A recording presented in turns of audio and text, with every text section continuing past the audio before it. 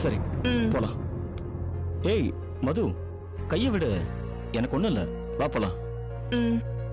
வா.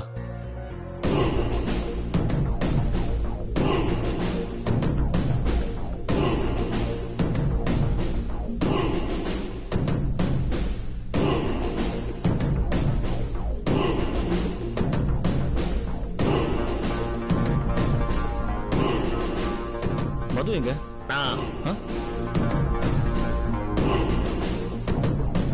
மது என்னாச்சு? போலாமா? போலாம்.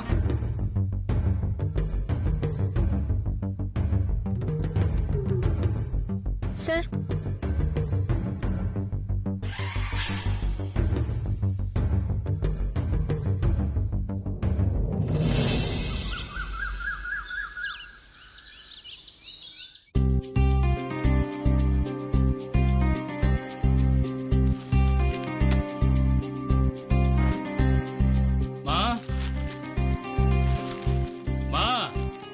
காஃபி குடுமா.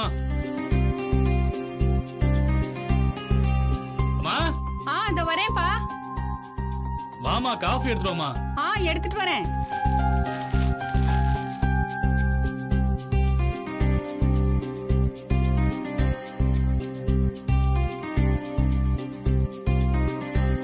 இந்தப்பா கொண்டுட்டியா காஃபி?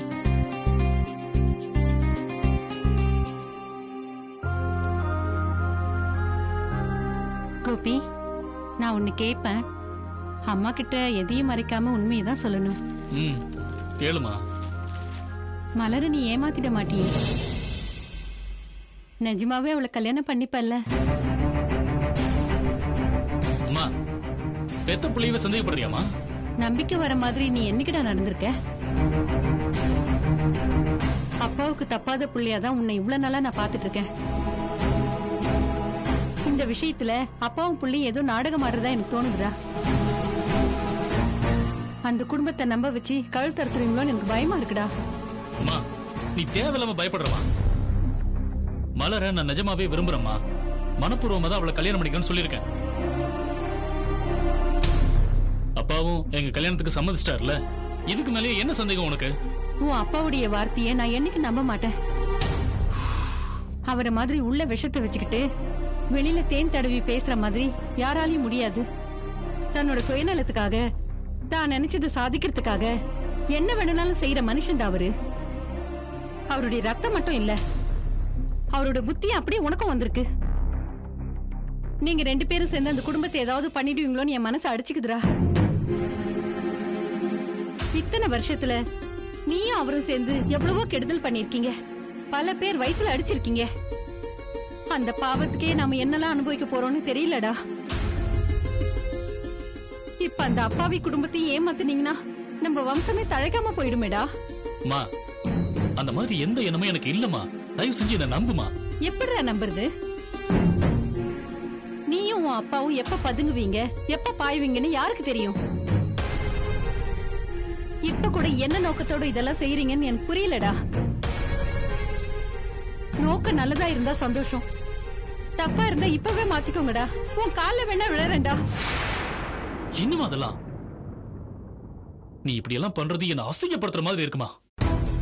மலரோட குடும்பம் அசிங்கப்பட்டு நிக்க கூடாதுன்னு தான் நான் தவிக்கிறேன்டா. உங்க சக்திக்கு சிங்கம், புலி, நரின்னு எதை வேணாலும் வேட்டையாடுங்க.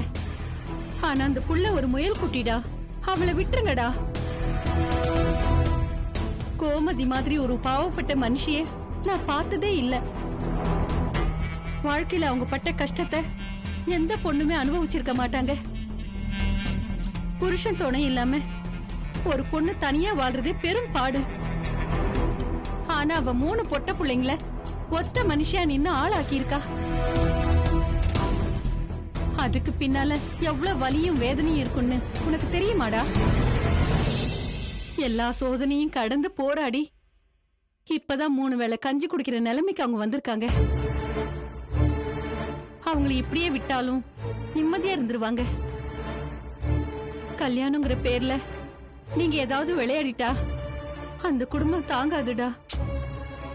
உங்க சுயநலத்துக்காக அந்த குடும்பத்துக்கும் கொள்ளி வச்சிடாதீங்கடா. ஏமா எங்களை பத்தி நீ தப்பு தப்பாவே யோசிக்கிற?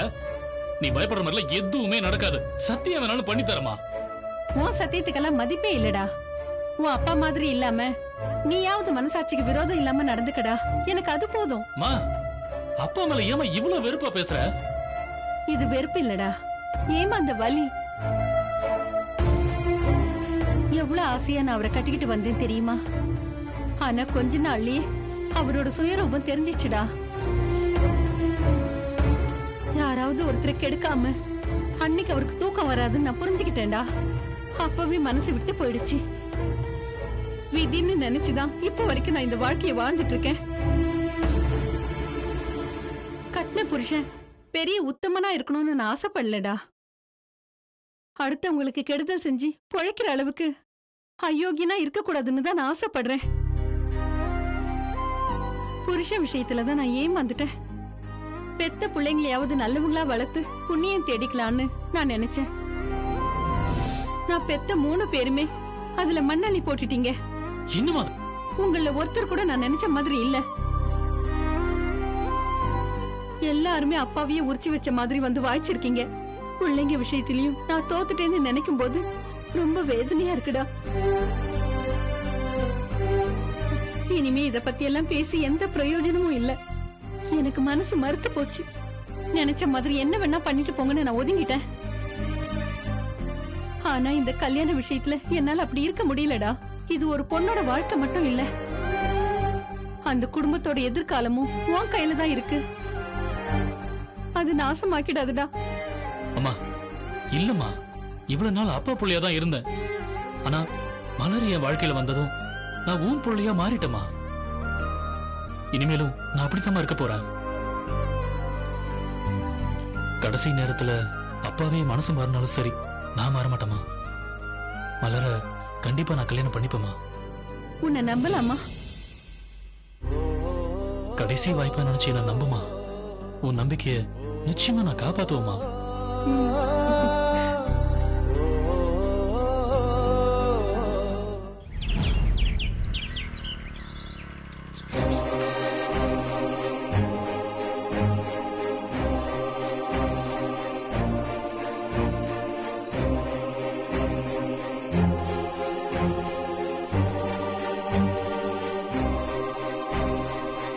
கார்த்தி, என்ன? உன்கிட்ட ஒரு விஷயம் பேசணும். சொல்லு. கொஞ்ச நாளாவே மது கிட்ட நிறைய மாற்றம் தெரியுது. எப்ப பார்த்தாலும் ஜீவா ஜீவான்னு அவனை பத்தியே வாய் ஓயாம பேசிட்டு இருக்கா. ஜீவா அங்க இருக்கிறதால அப்படி பேசிக்கிட்டு இருக்கான்னு நினைக்கிறேன். இல்ல கார்த்தி, ஜீவாவை பத்தி பேசுறப்ப அவ முகத்துல ஒரு உற்சாகம், அவ யூஸ் பண்ற வார்த்தைகள் எல்லாம் பாக்குறப்போ அவளுக்கு அவன் மேல ஏதோ வெறுப்பம் இருக்கிற மாதிரி தெரியுது. அப்படிலாம் இருக்க சான்ஸே இல்ல. நீயா எதையும் கற்பனை பண்ணிக்காத. மது ஏன் தங்கச்சி, அவ மனசுல என்ன இருக்குன்னு எனக்கு தெரியாதா என்ன? எனக்கு என்னவோ மது ஜீவாவை லவ் பண்றாளோன்னு நினைக்கிறேன். யோசிச்சு பார்த்தா அவங்க 2 பேருக்கும் நல்ல பொருத்தமா இருக்கும்னு தோணுது. ஜீவாவுக்கும் மதுவை நல்லா தெரியும். அவனும் இதை ஏத்துப்பான்னு நான் நம்புறேன். நல்ல விஷயத்த தள்ளி போடக்கூடாது. 2 பேர்கிட்டயும் பேசி கன்ஃபார்ம் பண்ணிட்டு நம்மளே வேணா அப்பா கிட்ட இதை பத்தி பேசிடலாமா? மது மனசுல அப்படி ஏதாவது ஆசை இருந்தா அதை இப்பவே அழிச்சிட சொல்லு. ஜீவாவுக்கும் மதுவுக்கும் கல்யாணம் நடக்க கூடாது. அதுக்கு நான் விட மாட்டேன். நான் சும்மா ஒரு பேச்சுக்கு தானே சொல்றேன். அதுக்கே இவ்வளவு டென்ஷன் ஆகுற? பேச்சுக்கு கூட அவங்க கல்யாணத்தை பத்தி பேசுறது எனக்கு பிடிக்காது. அதான் ஏன்னு கேக்குறேன். என் கல்யாணத்தை பத்தி அப்பாவுக்கு நிறைய கனவு இருந்தது. அவருக்கு விருப்பம் இல்லாத கல்யாணத்தை பண்ணி நான் அவரை கஷ்டப்படுத்திட்டேன். ஜீவா கல்யாணமாவது அவருக்கு பிடிச்ச மாதிரி நடக்கணும்னு நான் ஆசைப்படுறேன். ஜீவாவோட ஆசைக்கும் நாம மதிப்பு கொடுக்கணும்ல.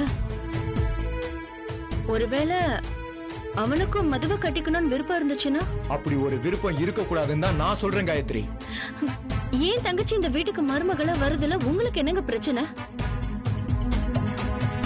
அக்காவும் தங்கச்சியும் ஒரே குடும்பத்துல இருக்கிறது நல்லது தானே? சண்டை சச்சரவு இல்லாம நாங்க ஒத்துமையா இருப்போம்ல. நீங்க எப்படி இருப்பீங்கன்றது வேற விஷயம் காயத்ரி. ஆனா மதுவும் இந்த வீட்டுக்கு மருமகளா வந்தானா அப்பா கொந்தளிச்சிருவாரு. நாம கல்யாணம் பண்ணிட்டு வந்து நின்னப்ப அப்பா துப்பாக்கியோட வந்து நின்னு எவ்வளவு ரகலை பண்ணார் தெரியும்ல? மறந்து போச்சா உனக்கு? இங்க பாரு, ஜீவாவும் அதே தப்பு செஞ்சா அவ்வளவுதான், இந்த வீடு ரெண்டாயிடும். அப்படின்னா என்ன கல்யாணம் பண்ணிட்டு வந்தது தப்புன்றீங்களா? நான் அந்த அர்த்தத்துல சொல்லல காயத்ரி. நான் சந்தோஷமா தான் உன்னை கல்யாணம் பண்ணிட்டு வந்தேன். ஆனா என் கல்யாணம் அப்பாவுக்கு சந்தோஷத்தை தரலையேன்னு எனக்கு இன்னும் கில்ட்டியா தான் இருக்கு. அதனால ஜீவாவுக்கு அந்த பிரச்சனை வரவேணான்னு நான் நினைக்கிறேன். எல்லாருக்கும் சந்தோஷம் தர முடிவை யாராலையும் எடுக்க முடியாது கார்த்தி. நம்ம முடிவுல பல பேர் சந்தோஷப்படுவாங்க, அதுவே சில பேருக்கு வருத்தமா தான் இருக்கும். இதெல்லாம் நம்ம யோசிச்சா நம்மளால வாழ முடியாது. நீ சொல்ற சில பேரு வெளியாளுங்களா இருந்தா பரவாயில்ல, ஆனா பெத்தவங்களை நோகடிச்சுட்டு நம்ம சந்தோஷமா வாழ்ந்துட முடியுமா காயத்ரி? நீ பேசுறது எனக்கு நியாயமா படல. நீ ஆசைப்பட்ட பொண்ண நீ கல்யாணம் பண்ணிப்ப, ஆனா ஜீவா மட்டும் அப்பாவுக்காக தன்னோட காதல தியாகம் பண்ணணுமா? ஏன் இவ்ளோ செல்ஃபிஷா யோசிக்கிற கார்த்திக்? என்ன செல்ஃபிஷ்னு எடுத்துக்கிட்டாலும் எனக்கு பிரச்சனை இல்ல காயத்ரி. ஆனா இத மதுவோட நல்லதுக்காகவும் தான் நான் சொல்றேன். அவ ஆசையை நிறைவேற்றாம ஏமாத்துறது தான் நீ அவளுக்கு தர சந்தோஷமா? காயத்ரி, நான் சொல்ல வர்றத பொறுமையா கேளு. அப்பா இன்னும் உன்னை மருமகளாவே ஏத்துக்கல. நேரம் கிடைக்கிறப்பெல்லாம் உன்னை அவமானப்படுத்திக்கிட்டே தான் இருக்காரு. நீ இன்னும் அவரை மாமான்னு உரிமையோட கூப்பிடாம முதலாளின்னு தான் கூப்பிடுற. இந்த கொடுமைய மதுவும் அனுபவிக்கணுமா? திட்டம் போட்டு உன்னை இந்த வீட்டு மருமகளாக்கிட்டாருன்னு மாமா மேல அப்பாவுக்கு ரொம்ப கோபம் இருக்கு. இப்போ உன் தங்கச்சி இங்க வந்துட்டானா நீயும் மாமாவும் சதி பண்ணி தான் இதை செஞ்சீங்கன்னு அப்பா சந்தேகப்படுவாரு. இது மது வாழ்க்கைக்கு மட்டும் இல்ல, உன் வாழ்க்கையும் சிக்கலாயிடும். ரெண்டு பேருமே வேணா வெளியில போங்கன்னு அப்பா சொல்லிட்டாருன்னா என்ன பண்ணுவீங்க? இதுல இன்னொரு வில்லங்க வேற இருக்கு. அக்காவுக்கும் தங்கச்சிக்கும் ஒத்து போயிட்டா பிரச்சனை இல்ல. ஒருவேளை உங்களுக்குள்ள சண்டை வந்து ஆளுக்கு ஒரு பக்கம் முறைச்சுக்கணும்னா எங்க நிலைமை என்ன ஆகுறது? இங்க பாரு, உங்களுக்கு சப்போர்ட் பண்ண போய் எனக்கும் என் தம்பிக்கும் எந்த பிரச்சனையும் வந்துடக்கூடாது. நீ ஓவரா கற்பனை பண்ற கார்த்திக். இப்படி நடக்கும் அப்படி நடக்கும்னு இப்பவே நினைச்சு ஏன் பயப்படணும்? நீ ஏன் இல்லாத விஷயத்த மூச்சை புடிச்சு பேசிக்கிட்டு இருக்க? நீ இன்னும் மது கிட்ட கன்ஃபார்ம் பண்ணவும் இல்ல, ஜீவா என்ன நினைக்கிறான்னு தெரியாது. இருக்கா இல்லையானே தெரியாம நீ கல்யாணம் வரைக்கும் யோசிக்கிறதே தப்பு. நீ முதல்ல மது கிட்ட பேசி அவ மனசுல என்ன இருக்குன்னு கேளு. ஜீவாவை லவ் பண்றது உண்மைன்னா அந்த ஆசை நிறைவேறாதுன்னு ஸ்ட்ராங்கா சொல்லிரு. ஜீவாவோட கல்யாணம் அப்பாவுக்கு பிடிச்ச மாதிரி தான் நடக்கணும். உனக்கு மது கிட்ட பேசுறதுல சங்கடம் இருந்தா சொல்லிரு. மாமா கிட்ட நானே பேசி இது சரி வராதுன்னு சொல்லிடுறேன். இல்ல இல்ல வேண்டாம், அப்பா வரைக்கும் இந்த விஷயம் போக வேண்டாம். நான் மது கிட்ட பேசிக்கிறேன், நீ இந்த விஷயத்தை மறந்துரு. முதல்ல நீ தான் இதை மறக்கணும். தேவையில்லாத கற்பனையை வளர்த்துக்கிட்டு நம்ம குடும்பத்தோட நிம்மதியை கெடுத்துறா.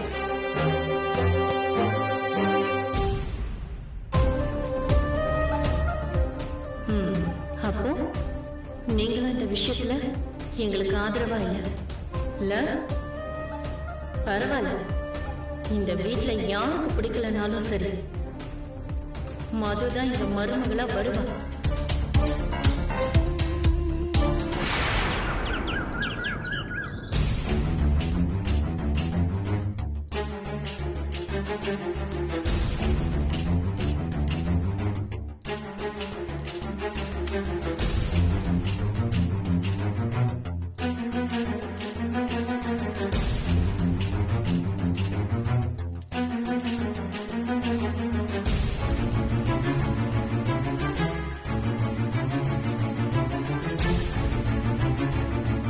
வணக்கங்க.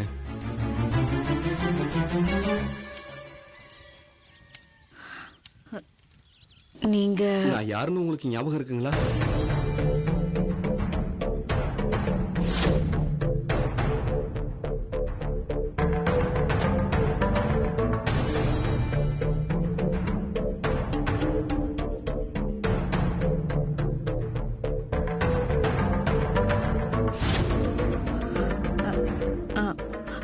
தெரியுமே, வாங்க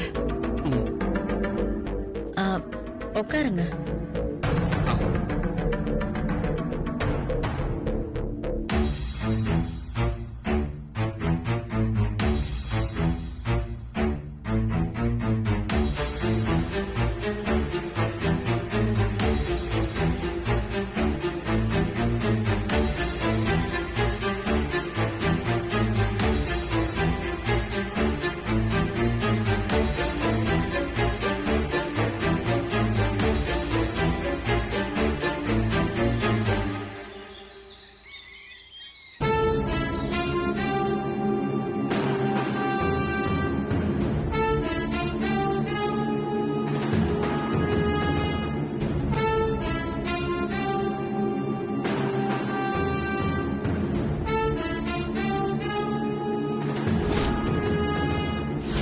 உங்க பொண்ணுங்களுக்கு அப்பா பேர் தெரியாதுன்னு சொல்லுங்க.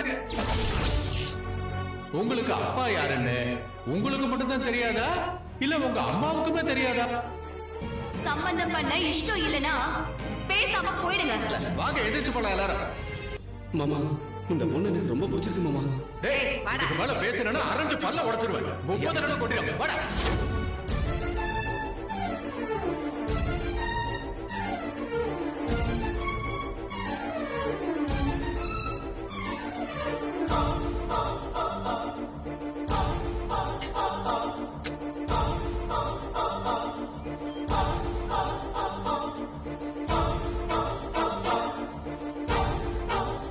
என்ன சார், எதுக்கு இங்க வந்திருக்கீங்க?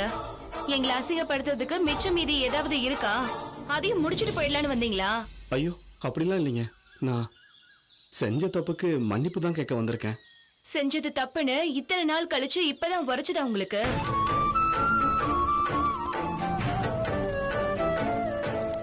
இல்ல இன்னைக்குதான் உறக்கம் கலைஞ்சு முழிச்சிங்களா?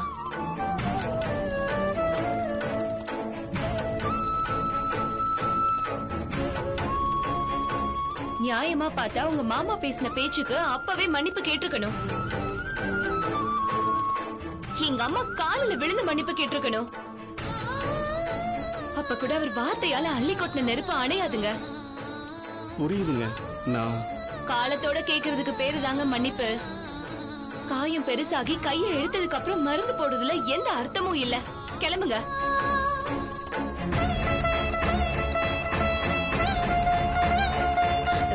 என் மயில என்ன பேச்சுது? வீட்டுக்கு வந்தவங்க கிட்ட கொஞ்சம் மரியாதையா பேசு.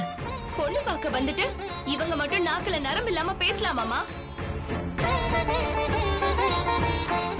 அன்னைக்கு அந்த ஆள் பேசின பேச்சுக்கு இப்ப கூட என் மனசு ஆற மாட்டேங்குதுமா.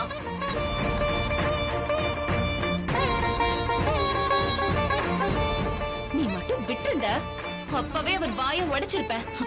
மயில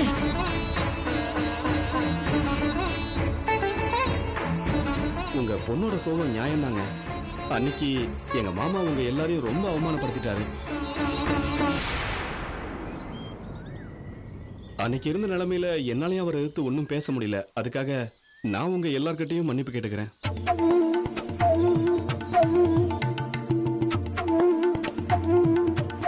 வெறும் மன்னிப்பால இந்த பாவத்தை கழுவ முடியாதுன்னு எனக்கும் தெரியும். அதுக்கு பரிகாரம் செய்ய தான் நான் வந்திருக்கேன்.